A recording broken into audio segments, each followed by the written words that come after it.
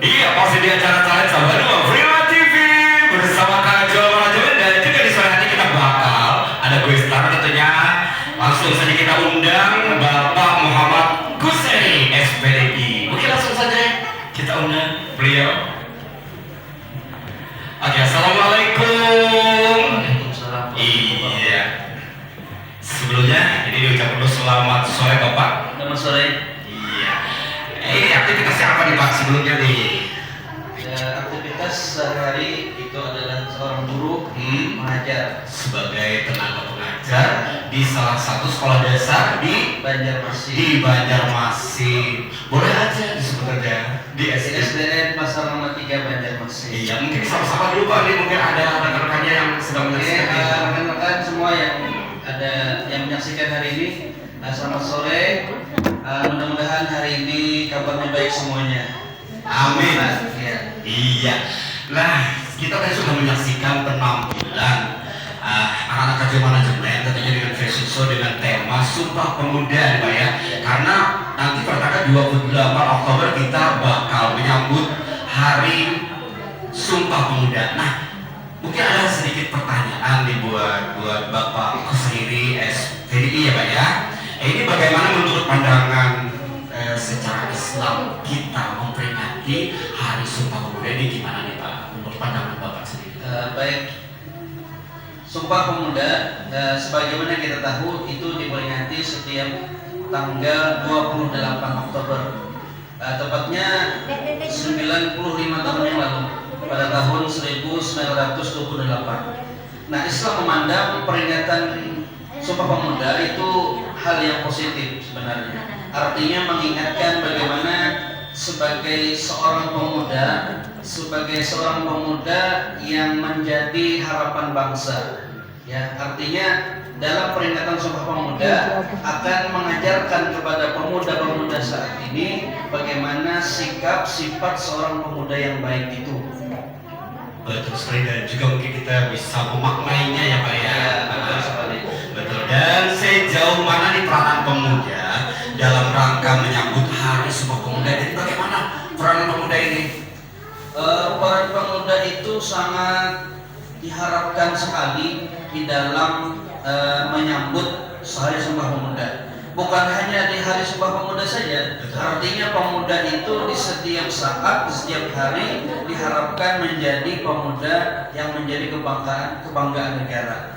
Karena dalam Islam juga Islam memandang bahwa kemajuan suatu bangsa itu ada di tangan pemuda, dan kehidupan suatu bangsa ada di bawah kaki para pemuda. Betul sekali ya, jadi sangat berperan sekali pemuda ya Pak ya. Iya, sangat berperan. Jadi masa depan negara juga berada di betul sekali. Nah, kemudian nih ada makna Sumpah Pemuda ada tersendiri di maknanya Pak. Oke, untuk makna Sumpah Pemuda sendiri, sebagaimana kita tahu kan, Sumpah Pemuda itu kalau dilihat dari segi sejarah, Sumpah Pemuda itu dipelopori oleh para pelajar pada waktu itu. Artinya para pelajar ini mereka menimba pendidikan atau menuntut ilmu, sehingga dengan pendidikan itu mereka punya pemikiran bagaimana kita mencanangkan satu Sumpah Pemuda. Kenapa dikatakan sumpah? Artinya kalau sumpah itu kan sakral. Kalau sudah bersumpah artinya harus Sesuatu yang sesuatu yang menakutkan ya. Para pemuda zaman itu mereka bersumpah bahwa bertumpah darah satu, yaitu tumpah darah Indonesia, berbangsa satu, yaitu bangsa Indonesia, dan terakhir menjunjung tinggi bahasa persatuan bahasa Indonesia. Artinya memaknai bahwa seorang pemuda itu bersikap terhadap negara, terhadap bahasa, mereka harus di pundak mereka, di tangan mereka kemajuan suatu bangsa dan negara. Kalau pemuda kita sekarang ini rusak, pendidikannya kurang baik, maka negara kita masa depannya juga kurang baik. Saya rasa begitu. Betul sekali, dan juga mungkin kita mengkacamatai tentunya Pak ya. Di zaman sekarang ini kan pemuda zaman sekarang mungkin ya ini kemajuan dengan adanya tentunya juga ya, ini sangat mempengaruhi baik buruknya seorang pemuda. Namun menurut pandangan Bapak sendiri bagaimana pengaruh daripada kemajuan teknologi? Oke. teknologi itu kalau kita lihat ya dari kacamata ilmu pengetahuan, kacamata agama tentunya ada dua sisi, ada positif, ada negatif. Oke. Bagaimana seorang pemuda itu bisa memanfaatkan teknologi untuk hal yang baik?